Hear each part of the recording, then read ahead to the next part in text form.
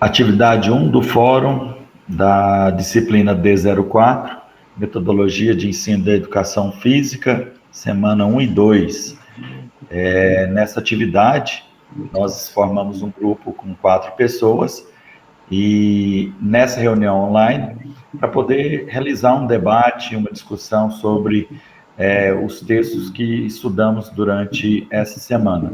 Foram 3 textos e nós vamos estar comparando com as realidades encontradas nas escolas públicas que estamos atuando atualmente. Então, vamos começar, então, nosso debate e trazendo a realidade das nossas escolas também.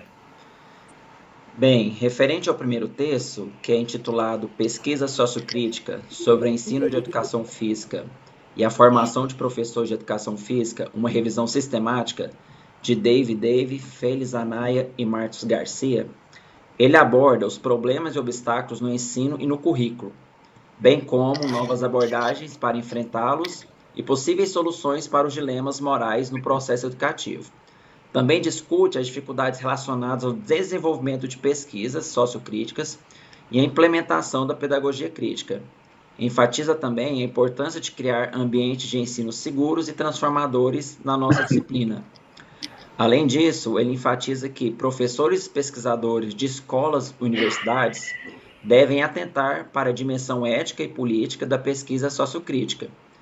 O segundo texto, do Libânio, que o título é Formação de Professores e Didática para o Desenvolvimento Humano, defende a necessidade de unir o conhecimento que o professor tem sobre essa disciplina, que seria o conhecimento disciplinar, com o conhecimento de como ensinar a disciplina, que é o conhecimento pedagógico.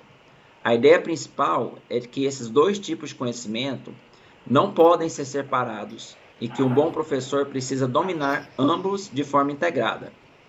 Para isso, o artigo sugere a formação de professores deve ser reformulada para romper a dissociação e o paralelismo que hoje existe entre esses dois saberes. Em vez de ensiná-los separadamente, o currículo precisa promover uma conexão forte entre a didática e a epistemologia de cada ciência. Já o terceiro texto, também do Libânio, com a participação de Eliane Silva, discute as diferentes visões sobre o que é uma escola justa, que se relaciona com a forma como a escola lida com a diversidade cultural de seus alunos. A principal ideia é que o objetivo da escola é formar e desenvolver os seres humanos para a vida em sociedade. Para que isso aconteça, a escola precisa levar em conta a diversidade, pois ela é uma característica fundamental das pessoas. Cada aluno é um indivíduo único, com suas próprias necessidades e interesses. Por isso, nenhum professor pode ignorar a diversidade humana ao ensinar. O texto defende que pode ser realmente justa. A escola deve enxergar a diversidade como parte essencial do propósito maior, que é o desenvolvimento completo de cada pessoa. Em resumo, escola e professores têm responsabilidade ética e política de prestar atenção à diversidade. Alguém pode continuar o debate dos textos? Então, sobre o texto 1, fala-se muito sobre uma perspectiva sociocrítica, ou seja, defendendo que ela deve ir além da prática, trazendo para a educação física, além dos esportes. E a ideia é trabalhar como o corpo, como uma parte da cultura, da sociedade, da vida dos alunos. Isso é um desafio para nós dentro da escola, né? E principalmente na escola que eu atuo também, porque existe uma preocupação hoje com essas avaliações externas que ocupam grande parte do planejamento e dos materiais que a gente está sempre trabalhando. E com essas atividades poderia ajudar um pouco mais os alunos a pensar criticamente sobre o corpo, a sociedade, e isso acaba sendo reduzido cada vez mais, né? Porém, a escola que eu estou trabalhando atualmente, ela também se preocupa em valorizar essa diversidade. Existe uma abertura para trabalhar com as práticas corporais que vão estar representando diferentes culturas, né, e também contextos. Já no texto 2, discute essa formação dos professores e a didática para o desenvolvimento humano. E o autor, ele defende que o professor ele precisa ir além de ensinar conteúdos para essas provas. E o que está acontecendo hoje? Que na rede estadual está focando muito nessas provas, no SAEGO, no SAEB também, né? E na minha escola isso nem sempre acontece, porque os materiais, as atividades, são muito voltados para preparar os alunos para essas avaliações externas. E esse modelo ele acaba sendo engessado com a prática do professor, dificultando o nosso trabalho com essa diversidade dos alunos. Ao mesmo tempo, na minha escola, a valorização das diferenças abre espaço para essas estratégias de ensino que vai estar buscando incluir a todos os alunos, né? Já no texto 3, trata da escola socialmente justa, que deve valorizar as diferenças e respeitar a diversidade cultural e social dos estudantes. E esse ponto ele vai estar dialogando diretamente com a realidade da minha escola. Apesar da pressão por resultados em provas externas, a escola também busca reconhecer as singularidades dos alunos e promove ações para incluir os diferentes perfis. E esse desafio é equilibrar essas duas demandas, preparar os alunos para as avaliações e, ao mesmo tempo, oferecer uma formação mais crítica e significativa que leve em conta a diversidade. Então, esses 3 textos, eles mostram que a escola deve buscar uma educação crítica, inclusive, voltada para o desenvolvimento humano. E na rede estadual, o foco dessas avaliações externas, como SAEGO e SAEB, limita um pouco esse processo. Mas isso a gente não pode aceitar isso totalmente, né? E a escola em que atuo, mesmo com essas pressões, ela procura valorizar as diferenças e a diversidade, o que é fundamental para uma educação mais justa e mais significativa. O grande desafio, como eu já disse, é equilibrar essas dimensões, permitir que a escola cumpra o seu papel de formar cidadãos críticos e preparados, tanto para os exames, quanto para a vida em sociedade dos nossos alunos também. Beleza? Bom, então a gente vai complementar, né, o que vocês dois falaram, que é muita coisa em comum, né, em relação aos textos. O primeiro, ele, na verdade, além dessa pesquisa sociocrítica que vocês falaram, ele é uma alternativa também ao tecnicismo, por isso que foi criado, né, assim, a sua defesa.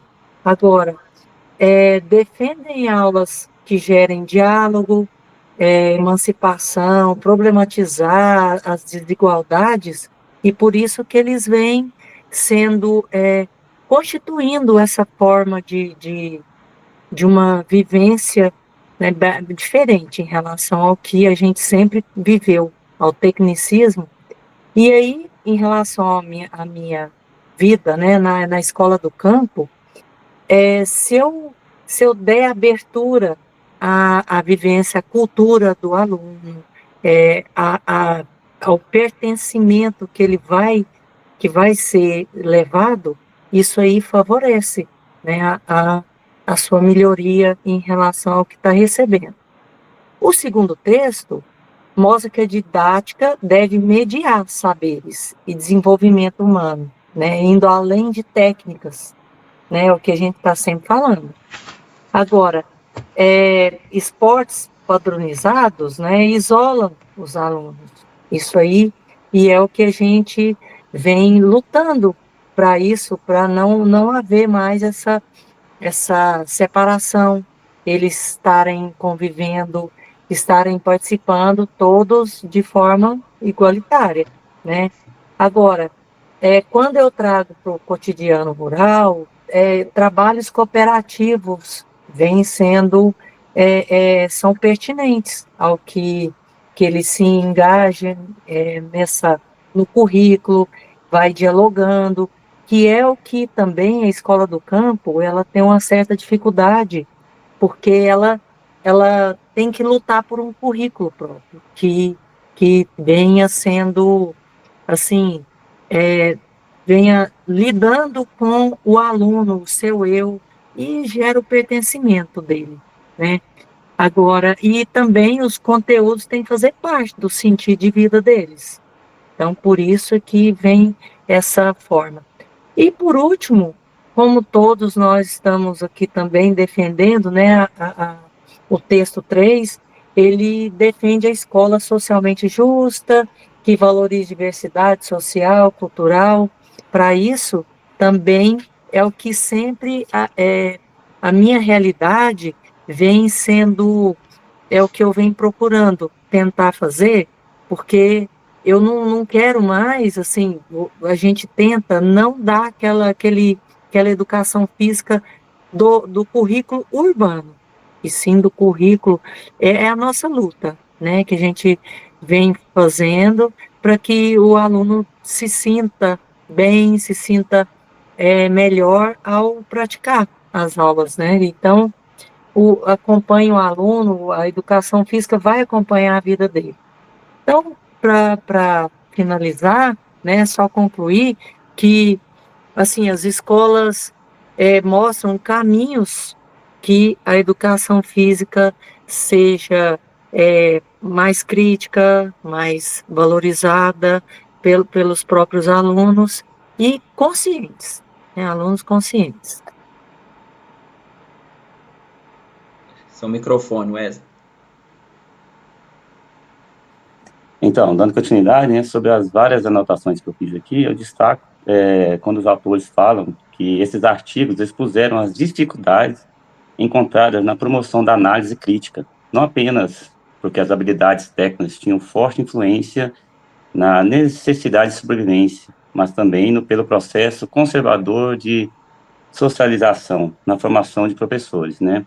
Nessa parte aqui eu vejo que alguns professores e alunos sentem que precisam priorizar o domínio de técnicas esportivas, porque isso é visto como um requisito, né, para a sobrevivência na área, ser aceito, ser avaliado positivamente, atender a expectativa de rendimento.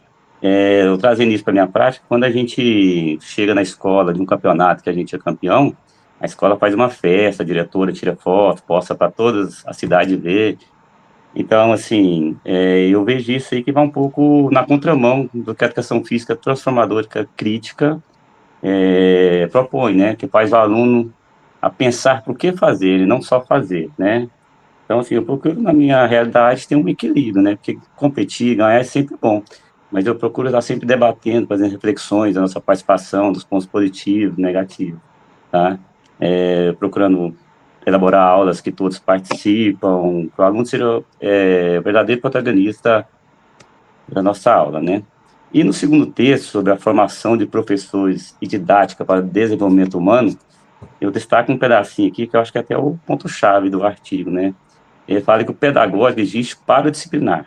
Por outro, o ensino da disciplina requer o pedagógico, né? Então, assim, ele lembra que não basta dominar o assunto, é preciso saber transformá-lo em algo acessível, né, significativo, que provoque um pensamento crítico do estudante, né, que a gente vem sempre procurando fazer em nossas aulas, né.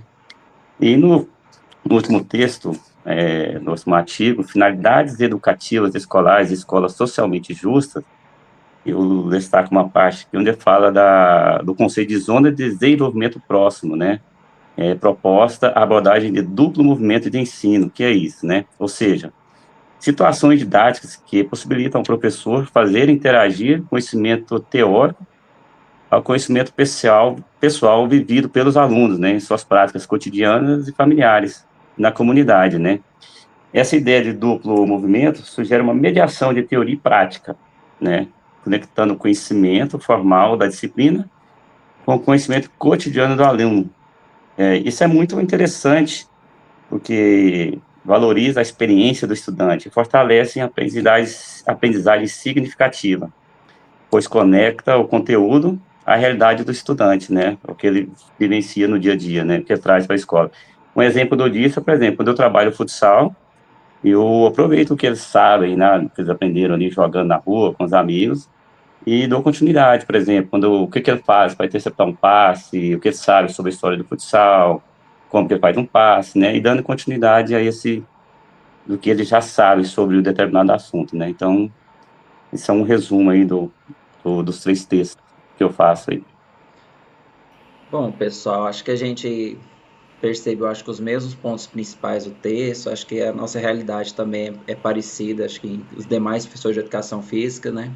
Isso caberia um debate até maior, mas nosso tempo aqui é um pouquinho limitado.